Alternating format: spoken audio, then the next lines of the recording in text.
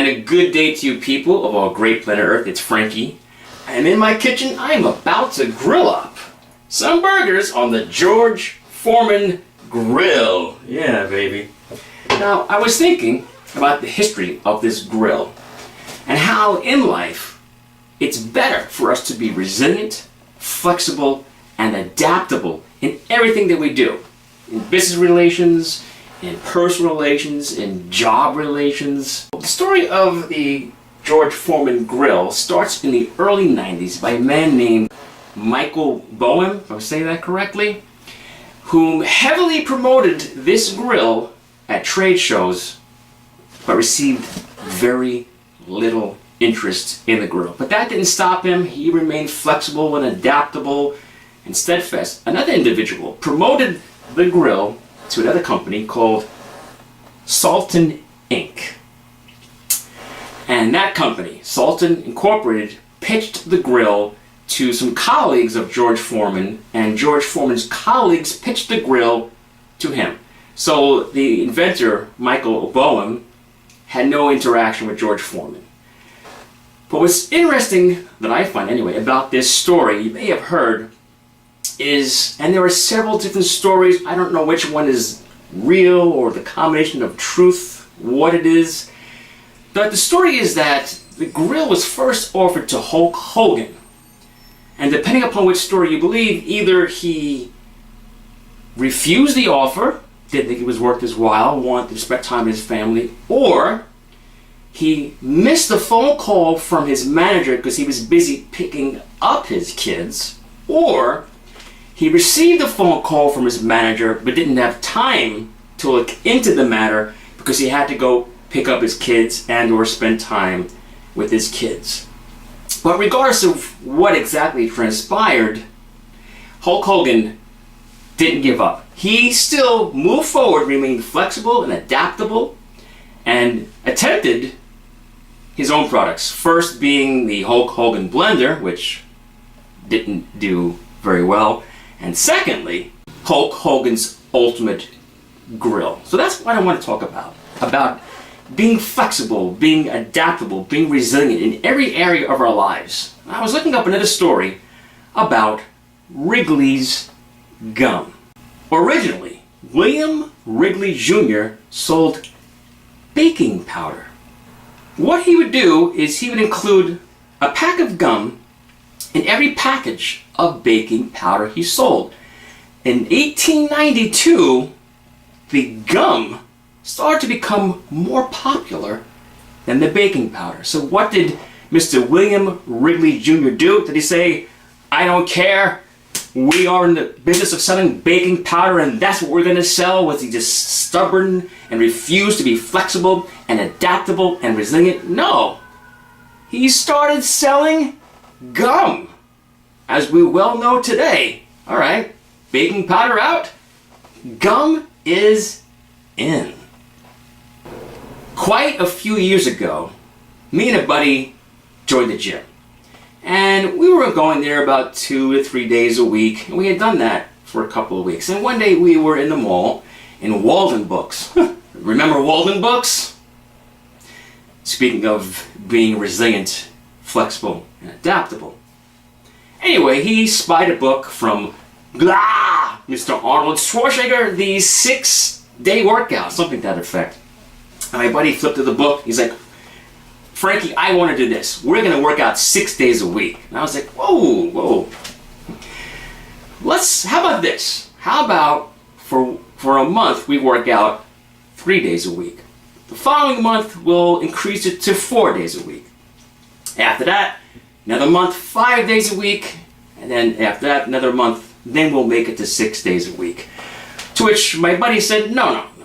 It's 6 days a week or it's nothing at all. And I said, all right, tell you what, you work out 6 days a week, and on the 3 days that I work out, I'll meet you and work out those 3 days. To which he said no. Either I worked out with him 6 days a week, or I was forbidden from working out with him at all. So with that, I continued to work out my 3 days a week, and he stopped going to the gym completely. So that's one example of having a thought, having a concept, not being flexible, not being adaptable. How my buddy said, hey, Frankie, that sounds great. We'll build our way up to, which is really the way to do. You can't go from not working out at all or working out very little to this 6 days a week. Now, don't misunderstand me. I did not have a PhD in flexibility, in resiliency, and adaptability. In fact, my own story goes with this YouTube channel. In 2007, I was doing YouTube-ish videos. Not for YouTube. I didn't even know it was a YouTube.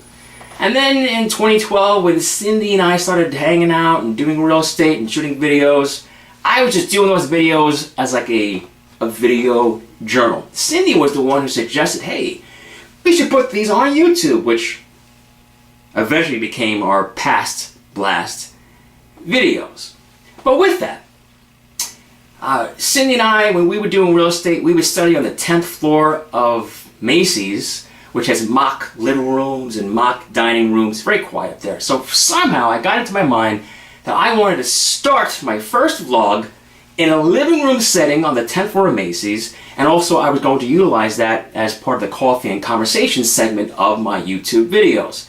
But I was dead set and locked in to starting my YouTube channel in the 10th floor of Macy's, on the 10th floor of Macy's, and I was also dead set into doing a daily vlog. So I didn't want to start unless I could first shoot the first video, the first vlog in Macy's on the 10th floor, and I didn't want to start unless I could do a daily vlog. Now that prevented me, or I prevented myself, for a year and a half, from January 2016 to June of 2017, because I was so unflexible, I was so set in my way, I was so unwilling to say, you know what, let me start with a weekly vlog. Then let me increase to 3 days a week. Then let me increase to 5 days a week. Then maybe after a year I'll increase to every day. See, I fell at the same trap that my friend did with the workout. My mind was like, no, I have to film every day, I have to vlog every day, and I have to start my vlog, the first one in Macy's, or else I'm not doing it. To my detriment. So in the course of that year and a half, I did attempt to film the first vlog in Macy's, but for some reason it just never worked out. And finally, in June of 2017, I again attempted to shoot the first vlog in Macy's. It didn't work out, and then the fog lifted. And I said, what am I doing? Why am I insisting that I shoot this first vlog in Macy's? And then I adapted and shot it someplace else. You see the first vlog in chapter 1. Now I was still bullish, still inflexible or unflexible about not shooting a daily vlog, which for the most part I have been doing, but it's extremely challenging. If you're starting a YouTube channel, to do a daily vlog from the get-go is a lot of work.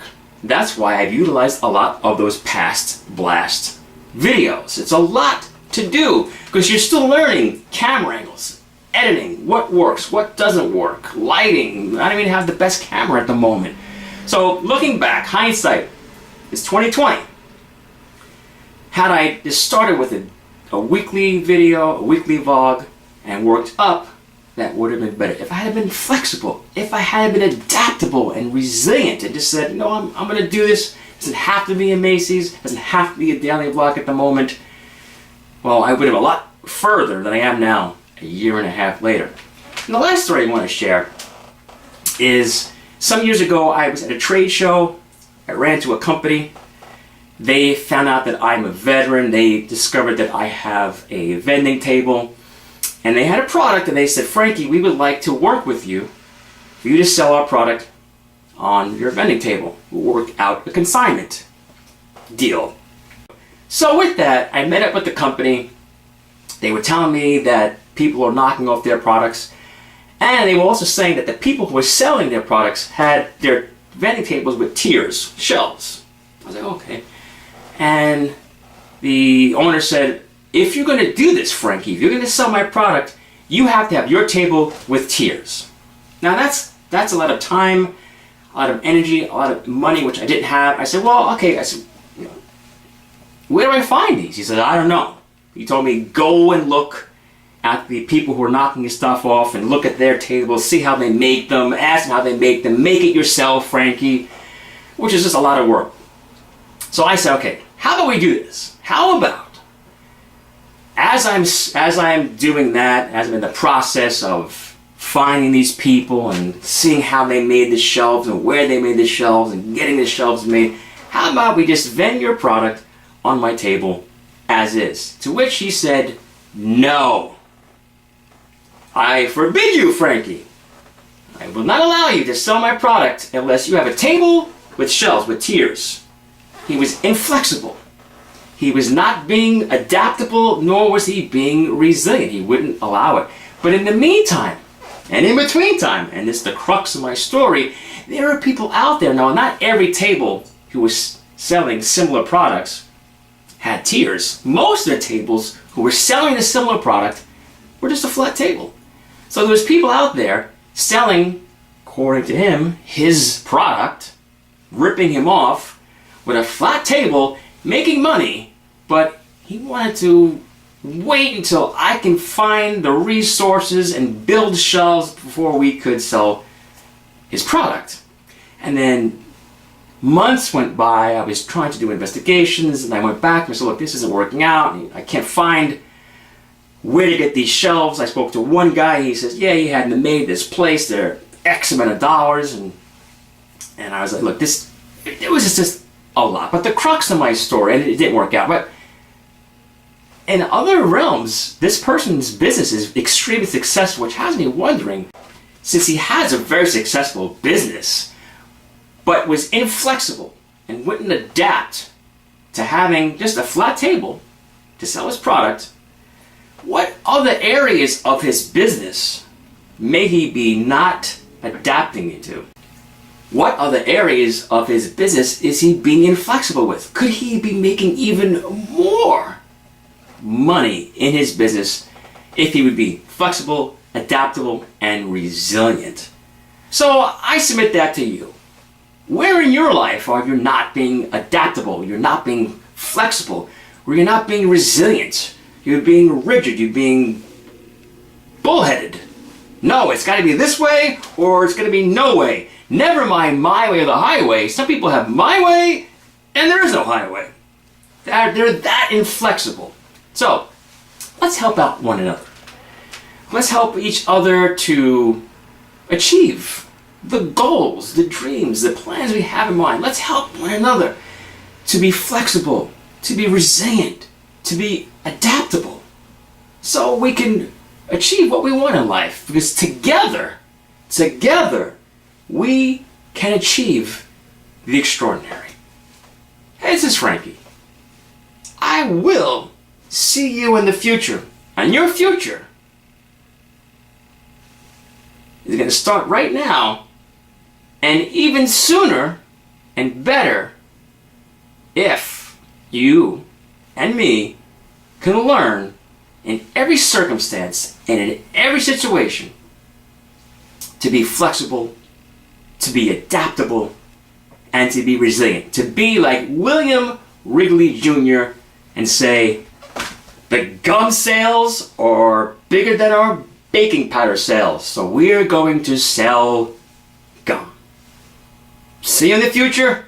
Your future is now.